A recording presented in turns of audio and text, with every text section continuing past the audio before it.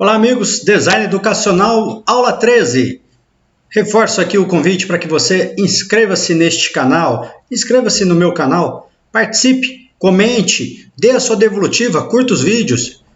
Vamos aí interagir, vamos colocar em prática tudo que nós já discutimos ao longo desses encontros. Bem, o tema de hoje, antes de nós iniciarmos as atividades da semana 5 e 6, nós vamos dar uma continuidade no conteúdo para que a gente deixe tudo amarradinho. Então nós vamos falar um pouco de hipertexto, que é uma ferramenta, né, que traz aí um fortalecimento no processo de ensino-aprendizagem.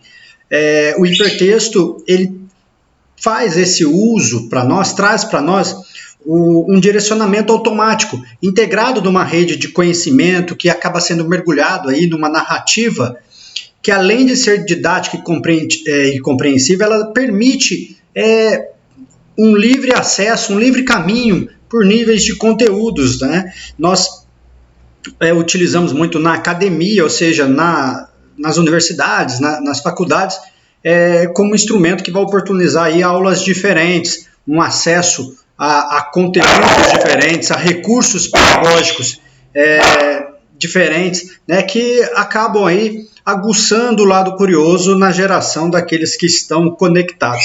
Pedagogicamente, essa inserção leva o aluno para um universo hipertextual, que ele vai atuar de forma involuntária na construção do seu conhecimento, né? Na educação, esse hipertexto traz para nós, né, o seu caráter colaborativo, onde os leitores podem participar ativamente, né, como redatores, editores da sua própria pesquisa.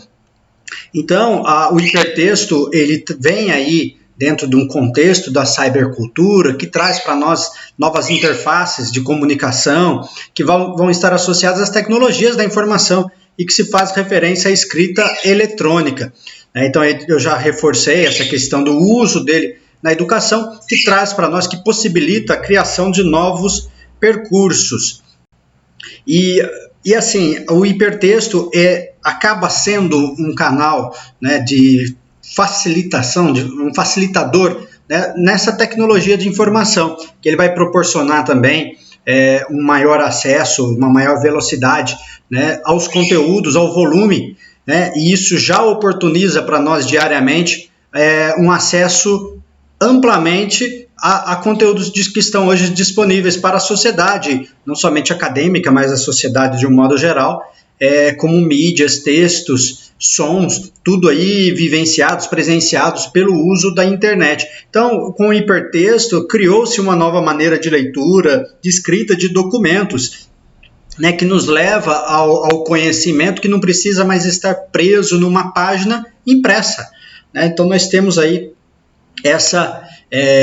esses potenciais de acesso, né, e que traz para nós, que vem em mente, que o hipertexto, então, ele não é linear, ele tem aí toda uma dinâmica que já vem contextualizado bem antes dessa era da informática. Moran traz para nós esse novo encantamento das tecnologias junto às escolas, que abre paredes, que possibilita que o aluno converse, que ele pesquise, que haja uma interação, né? Os trabalhos de pesquisas hoje podem ser compartilhados por outros alunos, divulgados, né, instantaneamente. Então há toda uma diversidade nesses trabalhos de pesquisas, que acabam ficando aí bem mais atraentes na sua apresentação. E nessa ilustração é possível ver o texto normal, né, sequenciado, e o hipertexto dentro da sua dinâmica, eles estando conectado entre pontos. E entre esses modelos apresentados, né, dentro do design educacional, essas ferramentas, né, e nós já estudamos que design educacional e design instrucional no Brasil são sinônimos, por isso eu coloquei entre barras. Nós temos a ADIE, né, que é um modelo de design educacional que traz para nós, de forma estruturada, uma ferramenta que você vai poder fazer uma análise do design, que você vai desenvolver, que você vai implementar e que você vai poder avaliar. Então, é uma ferramenta que possibilita você criar conteúdos para o ensino à distância, né? Tendo na sua primeira etapa, que é a análise, que é o momento da gente coletar informações, entender as necessidades de nosso público, preparar um relatório, ou seja, estabelecer um diagnóstico, né? E também, antes de colocar em andamento o nosso projeto, ele vai ser desenhado, ele vai ser ali organizado. Então, nessa fase, nós vamos criar um diagnóstico de necessidades. E encerramos com um plano do curso, um plano de ensino, que é o desenho do que vai ser desenvolvido. Então, quando eu vou preparar um conteúdo para gravar uma videoaula, eu faço isso, eu estabeleço um plano de ensino, ou seja, uma análise do conteúdo a ser trabalhado, a ser aplicado, a ser gravado. E já na segunda etapa, que é o desenho do projeto, já com um plano de curso desenhado, tem aí um errinho de digitação que está desalinhado, desculpa, mas é errinho de digitação. Com esse plano de curso, nós vamos criar o corpo do projeto, né? E é o momento da gente produzir o conteúdo, da gente organizar os nossos roteiros, saber se haverá custos ou não, quais são esses custos, planejar aí um cronograma mais detalhado, firmar estratégias, né? Verificar como que vai ser feito isso, pensar nas interfaces do processo. E aqui nós vamos estabelecer aí, vamos ter essa oportunidade, né, nesta etapa 2, de pensar nos protótipos, né, definir um design gráfico, né, os níveis de recursos tecnológicos que vão ser utilizados. Já na etapa 3, que é o desenvolvimento, são criados todos os materiais necessários. Ou seja, depois que eu organizei, que eu já tenho em mente o que eu vou gravar, eu vou organizar esses materiais para a execução do programa, vou incluir os conteúdos que vão ser entregues, né? Não é o caso aqui para vocês, mas assim, as ferramentas que vão ser utilizadas na avaliação, as apresentações. Então a gente vai reunir neste momento, nessa fase, os produtos desenvolvidos na etapa anterior. Então é a produção de web, de multimídia, animação, vídeo, narração, entre tantos outros. E já na etapa 4, que é a implementação, é a execução propriamente do programa. Então é o momento, se for em sala de aula presencial, vai ser a aplicação do conteúdo. Já no ensino à distância, o aluno ele vai fazer o uso dessas ferramentas, desses materiais criados, né?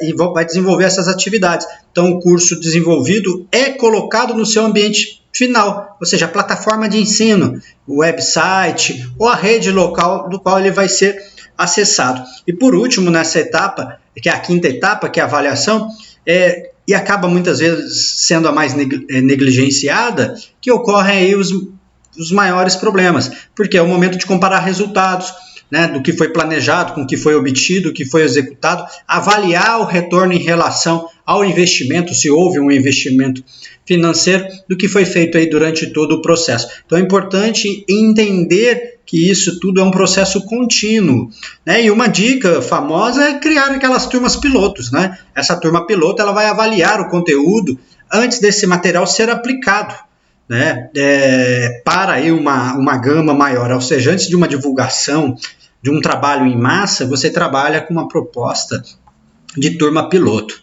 Então, dentro desse modelo, né, nós temos aí o modelo de planejamento que vai dividir em concepção e execução.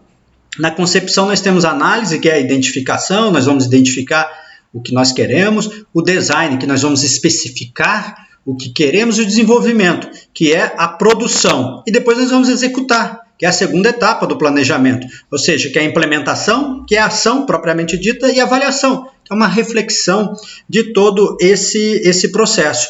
E, por fim, né, nós fechamos na seguinte visão do design educacional, que nós temos a oportunidade de analisar, né, colocar toda a nossa atenção na fase, que é a competência a ser melhorada, o nosso público-alvo, o nosso contexto, os objetivos de aprendizagem, depois o planejar, que é após análise, como atenderemos o resultado encontrado na fase anterior.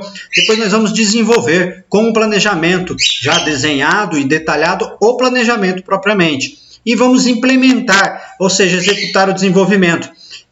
Fazendo a seguinte pergunta: é necessário algum ajuste na ação educacional? Depois nós vamos avaliar o que nós conseguimos, quais são os resultados? E, por fim, nós vamos acompanhar. Houve aprendizagem?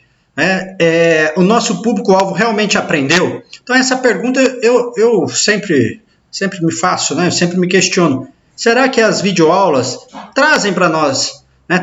Ofertam para vocês o conhecimento, contribuem no processo do ensino-aprendizagem de cada um de vocês?